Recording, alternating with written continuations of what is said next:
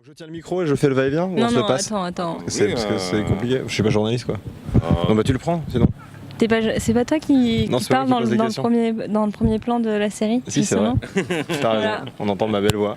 D'ailleurs c'est un moment assez sensuel pour le spectateur.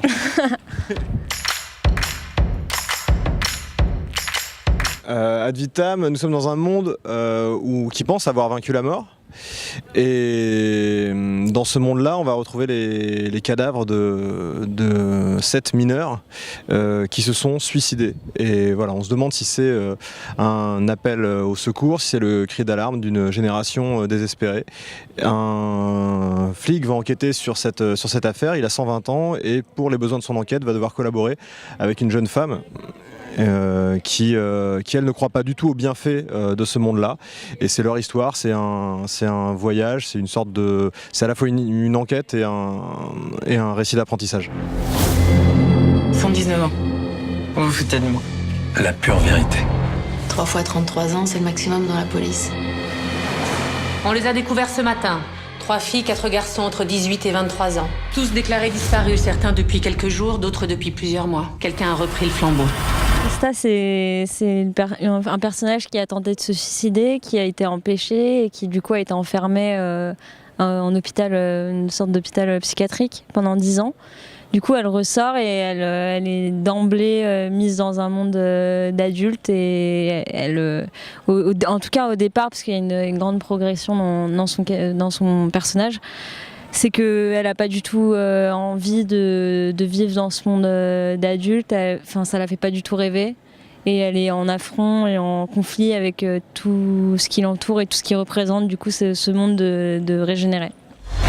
Un bon vieux suicide collectif comme du temps de tes petits camarades. Pourquoi vous montrez ça? Moi, j'ai besoin de toi. Ça sert à rien, ils sont tous morts. T'es la preuve que non. Je suis instable, psychotique, j'ai des excès de violence. J'entends des voix aussi. Pardon, je me permets d'intervenir, mais c'est une question qui est hyper importante, je trouve, parce que même sur le processus d'écriture, il y avait un petit peu de possibilités dès la base. On s'est dit, ok, donc on est dans une humanité qui a trouvé une solution au vieillissement. On aurait très bien pu, comme c'est le cas aujourd'hui, faire des espèces de pronostics sur, ok, ça va coûter tant, donc il y a des gens qui peuvent se régénérer, d'autres qui peuvent pas. L'option qu'on a prise à l'écriture, c'est de se dire que ça allait être à disposition de tous, que c'était remboursé par la Sécu, et que du coup ça devenait un choix moral. Et ça permet de se mettre dans les pas des personnages et de les regarder avancer scène après scène et de se constituer une sorte de capital moral, de capital philosophique autour de cette question-là et d'être maître de leur destin. Ce qui fait que l'écriture, on l'a faite elle-même, pas au fil de la plume, mais dans les pas des personnages. Et je crois que le rapport en tout cas que Garance avec son personnage, c'était également le cas pour Yvan. C'était très beau pour cette raison-là, qu'il n'était effectivement pas en jugement d'une société où il s'est essayé vraiment de comprendre ce que ça veut dire pour ce personnage d'avoir 120 ans, ce que ça veut dire d'avoir 23 ans dans un monde où on meurt plus. Et ça, c'est vertigineux. Et la dichotomie, au fond, elle est presque même pas entre la question de l'immortalité et le choix de mourir. La question, elle est sur est-ce qu'on change ou est-ce qu'on change pas. C'est-à-dire que quand on décide de régénérer ses cellules, on accepte de ne plus changer. Donc on fige ce qu'on est. Tant qu'on ne fait pas ça, et jusqu'à 30 ans on ne le fait pas, on continue d'évoluer, de grandir, de vieillir. Et ce que Krista, Garance et toute la jeunesse représentent dans ce monde-là, c'est un monde qui vit, qui grandit, qui évolue. Donc la dichotomie, elle est là, entre un monde qui se régénère naturellement et un monde qui se régénère, mais de fait, du coup, n'avance plus.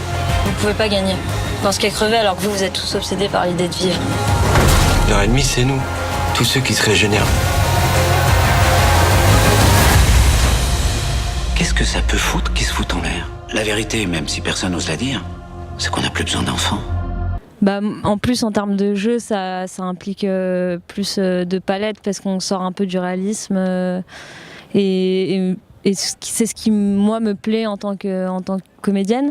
Et en plus, j'aimais bien le travail, j'aimais bien un peu le travail de Thomas Caillet. Là, je dis pas trop parce que sinon,